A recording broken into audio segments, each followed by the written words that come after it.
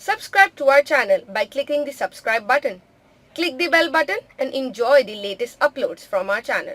اچھا، ایک اگلا جو پریزنٹ ڈسکس ہوا وہاں پر وہ یہ تھا کہ رسول پاک صلی اللہ علیہ وسلم کا جو گنبد خضرا ہے، روضہ مبارک ہے، یہ تو یعنی خلفائے راشدین کے زمانے میں جو ہے نا اس پر کام ہوا ہے کچھ، تو وہ کہتے ہیں جی کہ آج آپ کو اس میں کیا تکلیف ہے، اور آپ اگر اس کی یہ دلیل ہے تو پھر مزارات پہ بھی گنبد بنانے کی دلیل ہے۔ وہ کہتے ہیں یا تو چیز یہ خلفائے راشدین بنو امیہ کے بدماش اموی خلفاء کو یہ خلفائے راشدین کہہ رہے ہوں گے۔ ہمارے جو خلفائے راشدین ہیں نا، حضرت ابوبکر، عمر، عثمان، علی، حسن ابن علی، ان کے زمانے میں کوئی گنبد نہیں رکھا گیا، ٹھیک ہے، اور ایون بنو امیہ کے دور میں بھی نہیں رکھا گیا، بنو عباس کے دور میں بھی نہیں رکھا گیا۔ یہ احمد بریلوی صاحب نے فتاوی رضویہ میں خود لکھا ہے، اور الیاس قادری صاحب نے اپنے پمفلٹ میں لکھا ہے، اور انہوں نے خود ٹی وی پہ بھی بدعت حسنہ کی جو اقسام بتائی ہیں اس میں انہوں نے گنبد خضرا کو ذکر کیا ہے۔ 668 ہجری میں فاطمی ایک مصر کا بادشاہ تھا، اسماعیلی، وہ اثنا عشری بھی نہیں تھا، اسماعیلی شیعہ اس ٹائپ کا، فاطمی شیعہ۔ اس نے ایک منت مانی تھی اور اس نے یہ لکڑی کا گنبد نبی علیہ السلام کی وفات کے 650 سال کے بعد قبر مبارک کے اوپر رکھا ہے۔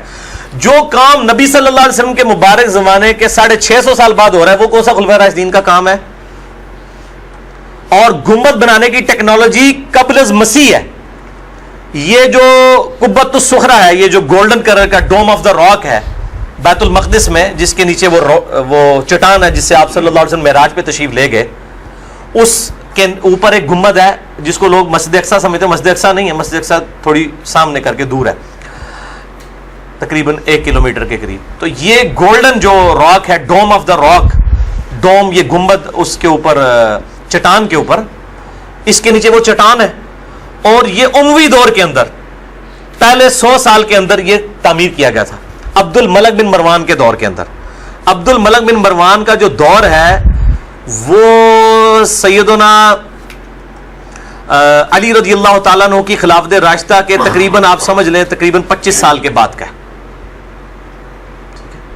تو یہ یعنی واقعہ کربلا کے آپ فوراً بعد ایک کنزیکٹیو کہہ لیں، تقریباً 7-8 سال کے بعد یہ عبد الملک مروان کا دور ہے، اس کے بعد اس کا بیٹا عبد الملک بن مروان آیا، ٹھیک ہے۔ اس کے بعد ولید بن عبد الملک آیا جس کے دور کے اندر وہ حجرہ کی دیوار گر گئی تھی۔ وہ یہ بھی دلیل دیتے ہیں نا کہ جب حجرہ حضرت عائشہ سلام اللہ علیہ کا تھا، جب وہ گر گیا تو پھر چلو ایک تو بات یہ ہے کہ ان کا حجرہ مبارک پہلے سے تھا، آپ صلی اللہ علیہ وسلم کے بارے میں یہ تھا کہ نبی صلی اللہ علیہ وسلم کو وہیں دفنایا جائے گا جہاں پر جامعہ ترمذی میں صحیح حدیث ہے، وہ تو ٹھیک ہے حدیث ہے۔ وہ کہتے ہیں جی چلو یہ تو ہم نے مان لیا جی مجبوری بن گئی تھی، اب حجرہ پہلے سے تھا، کہتے ہیں جب دیوار گر گئی تو پھر گنبد ہی بن گیا نا، ایک قسم کا بلڈنگ۔ نہیں، گنبد نہیں بنی۔ دیکھیں جو دیوار گری تھی، حجرے کی ایک دیوار گری ہے، پورا حجرہ نہیں گرا، پہلی بات ہے۔ وہ کہتے ہیں اس کو کیوں کنسٹرکٹ کیا اگر وہ جائز نہیں ہے تو؟ جو اپنی جگہ موجود تھا وہ تو کنسٹرکٹ ہوگا نا جی، اس سے ان کے بزرگ بابوں کے مزار کہاں سے ثابت ہو گئے؟ صحیح مسلم میں حدیث ہے، آپ صلی اللہ علیہ وآلہ وسلم نے فرمایا، یہ بلکہ ان کو پمفلٹ دکھائیں جی، یہ فرحان صاحب، رسول اللہ کی آخری وصیتیں صلی اللہ علیہ وآلہ وسلم، میں نے پورا ریسرچ پیپر لکھا ہے مزارات کے اوپر، قبروں کے اوپر، قبروں کی حاضری، قبر رسول پہ حاضری کے طریقہ، یہ ساری چیزیں، اس میں نے یہ ساری حدیثیں جمع کی ہیں، اہل سنت کی کتابوں سے، میں نے گھر بیٹھ کے نہیں بنائی ہیں۔ اس میں صحیح مسلم کی ایک حدیث موجود ہے، آپ صلی اللہ علیہ وآلہ وسلم نے فرمایا، صحیح مسلم کتاب الجنائز میں 2245 انٹرنیشنل نمبرنگ کے مطابق، کنٹینیوس نمبرنگ جو ہے، جابر بن عبداللہ کہتے ہیں آپ صلی اللہ علیہ وسلم نے منع فرمایا قبروں کو پکا کرنے سے، ان پر عمارت بنانے سے، اور ان پر بیٹھنے سے، یعنی مجاور بن کے بیٹھنا بھی منع ہے، اور قبر کے اوپر پاؤں رکھنا ہے، اس کے اوپر بیٹھنا بھی قبر کی توہین ہے، چاہے وہ کسی کی بھی قبر ہو، کسی عام مسلمان کی بھی قبر ہو۔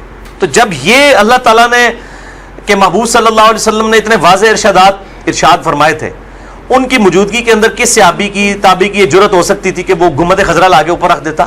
وہ تو جو حجرہ گرا اس کو تعمیر کر دیا، یا ہونا کہ وہ حجرہ گرا اس کے بعد انہوں نے گنبد تعمیر کرایا، یہ تو ہماری دلیل ہے شاہ جی۔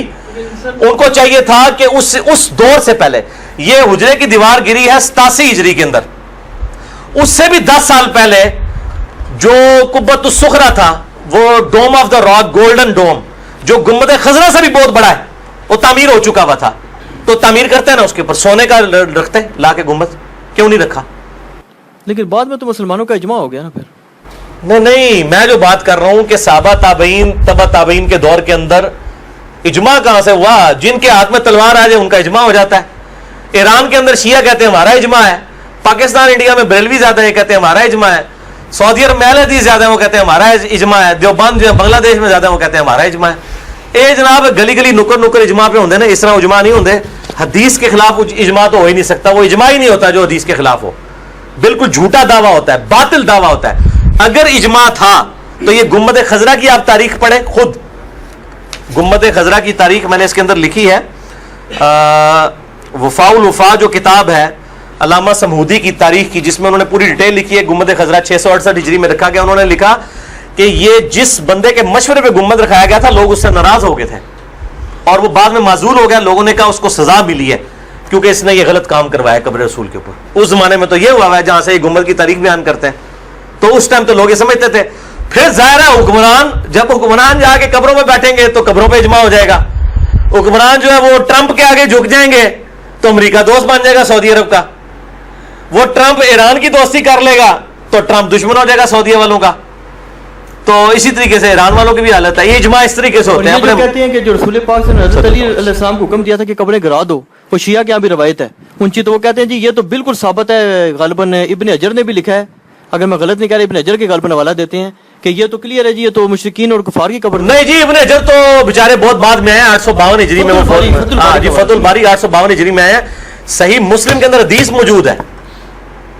ये दो हदीसें इमाम मुस्लिम ने इनको फकीहें दी हैं, इकट्ठी लिखी है दोनों हदीसें। ये एक हदीस बयान करते हैं ना, मैंने इस पंफलेट में डाली हुई है, जो पंफलेट दिखाया है कि आप सल्लल्लाहु अलैहि वसल्लम ने के बारे में मौला अली रज़ियल्लाहु ताला अन्हु अलैहि सलाम कहते हैं, अबू हय्याज असदी को मौला अली कहते हैं, मैं तुझे उसी काम पर मामूर ना करूं जिस काम पर मुझे नबी सल्लल्लाहु अलैहि वसल्लम ने मामूर किया था, कि तुम जो भी ऊंची कब्र देखो उसको बराबर कर दो और कोई तस्वीर देखो तो उसको मिटा दो। ये हदीस है सही मुस्लिम किताबुल जनाइज में 2243। ठीक है। मुफ्ती अहमद खान नईमी साहब ने भी जाल हक के अंदर धोखा दिया है कि जी काफिरों की कब्रें थी। ये 2243 से एक हदीस पहले इमाम मुस्लिम हदीस लेके आए, उसमें उन्होंने बता दिया कि किस किस की कब्रें थी। वो तो मेरे भाई बकी गरकत में मुनाफिकीन की कब्रें भी मुसलमानों के साथ हैं। ठीक है। वो इकट्ठे कब्रिस्तान होते थे उस वक्त, कब्रें भी इकट्ठी थी। ये 7 हदीस इमाम मुस्लिम ने लिखी है इनके धोखे को काउंटर करने के लिए। एक हदीस पहले वो 2243 है, ये 2242 है। क्या फुजाला बिन उबैद रज़ियल्लाहु ताला अन्हु के हमरा एक ताबी कहते हैं, हम जब रोम के जिहाद पर गए तो रोडस नामी जगह थी, तो वहां पर हमारा एक साथी वफात पा गया। सहाबी का साथी कौन होगा? काफिर होगा, मुसलमान? सहाबी होगा या ताबी? एटलीस्ट ताबी, नहीं तो सहाबी। तो फुजाला बिन उबैद ने हुक्म दिया कि उसकी कब्र को जमीन के बराबर कर दो। मुफ्ती साहब, बोल टीवी वाली सरकार। और फिर सैयदना फुजाला बिन उबैद ने कहा कि मैंने खुद रसूलुल्लाह सल्लल्लाहु अलैहि वसल्लम से सुना कि आप सल्लल्लाहु अलैहि वसल्लम कब्रों को जमीन के बराबर करने का हुक्म देते थे। सबसे अफजल यह है कि कब्र जमीन के बराबर हो, और इसमें जो इजाजत है वो एक बालिश तक है। वो सही बुखारी के अंदर हदीस मौजूद है। सैयदना सुफियान तम्मार ताबी कहते हैं कि नबी अलैहिस्सलाम की कब्र मैंने देखी है, वो एक बालिश ऊंची थी। एक बालिश। ईवन अहमद बरेलवी साहब की कब्र भी एक बालिश थी। दिखाओ जी अहमद बरेलवी साहब की कब्र भी इन्होंने तो मसले ही हल कर रहे हैं। तुसी कुरान हदीस नूं ते मनना ही नहीं, बुजुर्गों नूं मनदे हो ना। और जनाब गुंबद नूं बाद डिस्कस करना, पहले तो कब्र तुहाडियां कब्रों से पटवाइए ना पक्कियां एडी एडी ऊंचियां। ए देखो जी, ये जहां मैंने नीचे उंगली रखी है, ये अहमद बरेलवी साहब की कब्र है। एक बालिश ऊंची है, आज भी मट्टी की है और कोई पक्की कब्र नहीं है। उन्होंने वसीयत की थी। ये ओरिजिनल तस्वीर है अहमद बरेलवी साहब की कब्र की। पहले इन्हें तो पक्का करो ना।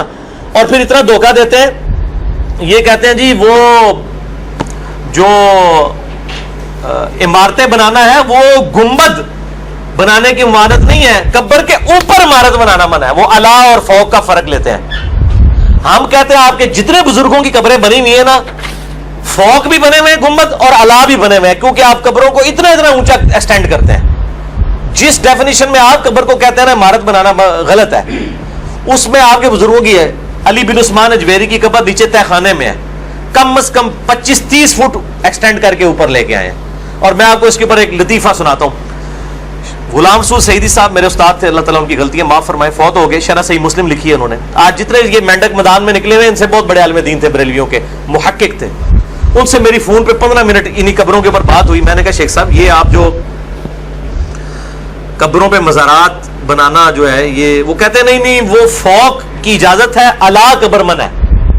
तो मैंने कहा ये अला का क्या मतलब है? कहते हैं अला का मतलब यह है کہ قبر کے ایگزیکٹ اوپر عمارت بنائی جائے اینٹیں جوڑ جوڑ کے. میں نے کہا جیسے علی بن عثمان اجمیری صاحب کی بنی ہوئی ہے کہ تہ خانے سے قبر ایکسٹینڈ کر کے اوپر لائے ہوئے ہیں, اور گولڈے والے بزرگوں کی بنی ہوئی ہے, اور جتنے پاک پتن والوں کی بنی ہوئی ہے, اور جناب وہ ملتان کے اندر بابو الحق ملتانی صاحب کی بنی ہوئی ہے کہ وہ قبر کے ایگزیکٹ اوپر عمارت بناتے ہیں, لے جاتے ہیں 5-6 فٹ اونچی روپ ڈالنے کے لیے لوگوں پہ. یہ والی آپ غلط کہہ رہے ہیں نا, نال ہی ٹھوس ہو گئے. کہتے نہیں میں نے مسئلہ بتا دیا. ان کو تو کہیں کال نہ ریکارڈ کر رہا ہوں, اتنی لوگوں کی جرت نہیں ہے. اللہ پہ بھی ان کی جو اللہ والا جو انہوں نے دھوکہ دیا نا, اللہ والا یعنی پر اپون کہتے ہیں جی, وہ اپون فوق کے لفظ نہیں ہے, اللہ کے لفظ ہیں. ہم کہتے ہیں جی ہم for the sake of argument agree کرتے ہیں آپ کی ساری قبریں اللہ بنی ہوئی ہیں. دکھائیں کون سی, ایک بالش تو زمین کے برابر ہے, گنبد کو تو ہم بعد میں ڈسکس کرتے ہیں. تو یہ گنبد شنبد ٹیکنالوجی موجود تھی قبل از مسیح. صحابہ نے سونے کے گنبد بنانے تھے, تابعین نے, تبا تابعین نے. یہ 650 سال کا گیپ کیوں آیا ہے؟ لیکن علی بھائی اس میں ایک چیز اور ہے نا کہ دنیا میں جتنے محدثین گزرے ہیں ایسا شاید ہی میرے علم میں تو کوئی نہیں ہے جس کا باقاعدہ اونچا صحیح بڑا سا گنبد نہیں بنا ہوا. میں نے بتایا نا حکمرانوں کی محبت کرتے ہیں. اور دوسرا ایک اور چیز ہے, محدث زبیر علی زئی صاحب سے میری اس مسئلے پہ بات ہوئی تھی ایک دفعہ نا ان کی زندگی میں.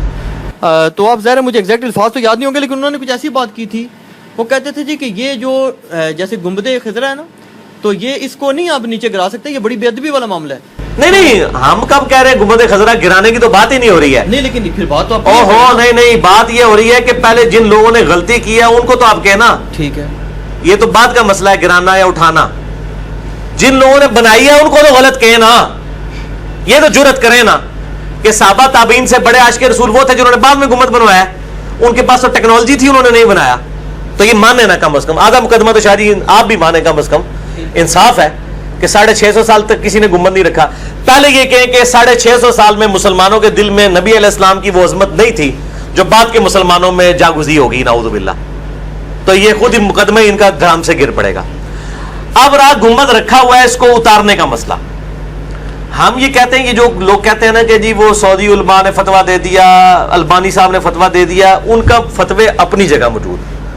پہلی بات یہ ہے کہ گنبد اگر کوئی قبر مبارک سے اتارتا ہے تو قبر مبارک کی حجرے کی اپنی چھت تو اپنی جگہ موجود ہے جو پہلے سے تھی, تو قبر مبارک کی تو کوئی بے رحمتی والی بات نہیں ہے. باقی رہا گنبد کو توڑنے والا مسئلہ. اسی وجہ سے علماء عرب نے کہا کہ جب اگر آپ اس کو ہم اتارتے ہیں, چونکہ ایک کام جو وہی بعد میں ہے وہ کیسے سنت بن گیا, یعنی ایک کام بھی بعد میں ہو گیا. اب گنبد خضرا کے ساتھ عقیدت نبی صلی اللہ علیہ وسلم کی بنیاد کے اوپر کیوں لگا دی ہے؟ کل کو کوئی نبی صلی اللہ علیہ وسلم کی قبر مبارک کے اوپر جا کے تصویر لگا دے آپ صلی اللہ علیہ وسلم کی بنا کے کوئی, کہ جی مجھے خواب میں زیارت ہوئی ہے میرے بزرگوں کو تو انہوں نے یہ تصویر ہاتھ سے بنائی ہے, ٹھیک ہے, تو آپ کیا نہیں اتاریں گے تصویر؟ بولے تو پھر میں کہوں گا کہ آپ گستاخی کر رہے ہیں. تو آپ کہیں گے آپ نے کام غلط کیا ہے نا, اے پھکی ہے نا, پھکی. گنبد جنہوں نے رکھے ہے غلطی تو انہوں دی سی, انہوں نے کوئی غلط نہیں پہ کہندا. کل نو ٹھیک ہے کوئی فوٹو بنا کے رکھ دے گا اتنے کہ جی آپ وسلم کی تصویر ہے, خواب میں زیارت ہوئی, جس طرح بھی بزرگوں کی تصویریں بنا کے لوگوں نے بیچ رہے ہیں نا, تو پھر آپ اتاریں گے نا, کہیں گے غلط ہے. تو گنبد کو اتارنے کا مقصد ہے, توڑنے والا مسئلہ نہیں ہے. اور اسی لیے علماء عرب پیچھے ہٹے کہ اگر اس کے لیے وہ وہاں پہ شور مچے گا, اور ظاہر ہے آپ سے ان کی قبر مبارک کے پاس آپ کی وفات کے بعد بھی آواز بلند کرنا خلاف ادب ہے. ان الذین یغضون اصواتهم عند رسول اللہ, جو لوگ رسول اللہ کے حضور اپنی آوازیں پس رکھتے ہیں ان کے دل اللہ نے تقوی کے لیے چنے. جو پھر داعش سارے مزارات تو گرا رہی ہے نا, انبیاء کے بھی گرا رہی ہے, صحابہ کے بھی گرا رہی ہے, اہل بیت کے بھی گرا رہی ہے, اور سب کے جو ان کے ہاتھ آ رہا ہے گرائی جا رہی ہے. تو وہ بریلوی حضرات نے پھر یہی کہا نا, باقی ان کا جواب نہیں دے سکے. انہوں نے کہا جی پھر آپ یہ تو مانے نا کہ ہماری اور داعش کی فکر ایک ہے, ہم اور داعش ایک ہیں. داعش والوں نے داڑیاں بھی رکھی ہوئی ہیں, تو اب ہم کیا کہیں گے داڑھی رکھنے والے کی اور داعش کی فکر ایک ہے؟ بات کتاب و سنت کے دلائل پہ ہونی چاہیے, داعش کو چھوڑ دیں. دوسری طرف یہی لوگ کہتے ہیں کہ جی صحیح بخاری میں حدیث ہے, ابو ہریرہ کو رضی اللہ تعالیٰ عنہ شیطان نے انسانی شکل میں آ کے آیت الکرسی کا وظیفہ دیا ہے, تو شیطان بھی اگر صحیح بات کرے تو لینی چاہیے. داعش والے اگر شیاطین بھی ہیں, کیا ان کے مزارات والی جو بات ہے کہ یہ خلاف سنت ہے؟ سعودی حکومت نے خود بھی 1925 سے پہلے سارے اصحاب کے مزار بنے ہوئے تھے اہل بیت کے, اور وہ کہتے ہیں مزار شہید کر دیے. یار ایک کام 800-900 سال بعد آپ سے ان کی وفات کے بعد ہوتا ہے, کل کو کوئی اصحاب کی شبیہات وہاں لگا دیتا ہے.